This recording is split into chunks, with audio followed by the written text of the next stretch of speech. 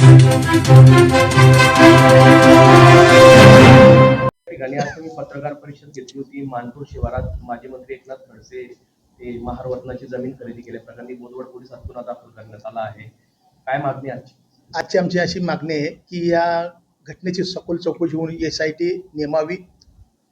दुसरी मागणी अशी आहे की एकनाथ खडसे व त्यांच्या मुलींना या ठिकाणी अटक करण्यात यावी. म्हणजे तपास हा पारदर्शकता होईल, त्या म्हणजे निपक्षपणे तो तपास होईल. आणि तिसरी मागणी आमची अशी आहे की त्यांनी काल संघटनांच्या नावं घेतलेली आहेत की मला बरेच संघटनाचे लोक ब्लॅकमेलिंग करत आहेत, ब्लॅकमेल केलेलं आहे. त्या संघटनेचे नावं त्यांनी जाहीर करावे अशी आमची आजची ही मागणी आहे. आणि त्यांनी ती जमीन वापिस या लोकांना करावी.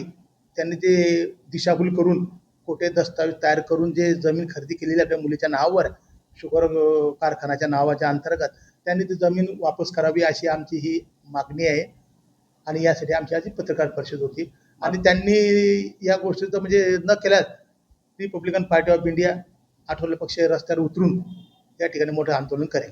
मात्र त्यांनी सर्व आरोप फेटाळले आहे. ही जमीन महारवतनाची नसून वर्ग 1 ची जमीन मी या ठिकाणी खरेदी केली असल्याचं त्यांनी म्हटलेलं आहे. काय सांग? नाही बघा, 96-97चा उल्लेख करताय की मी हे 1 नंबर वर्ग 1 मध्ये केलेले आहे.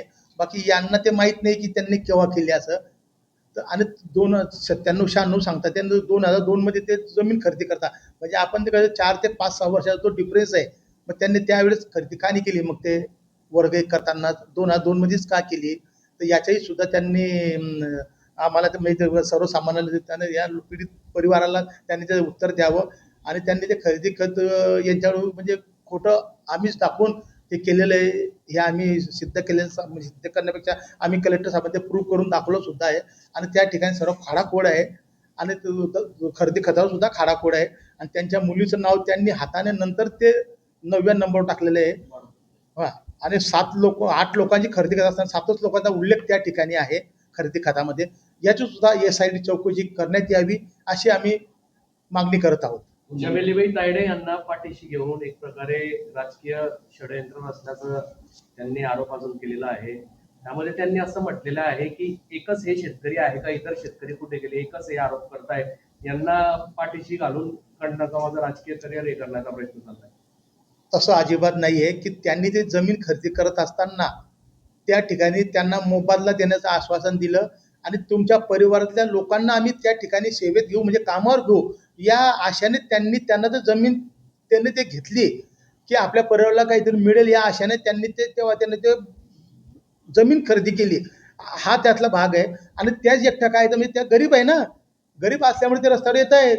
ते काही पैसे धनाढ्य आहे का? आमचा समाज हा तळागाळातला समाज आहे. बहुजन समाज, मागासवर्गीय समाज आमचा रस्त्यावर येणारा समाज आहे.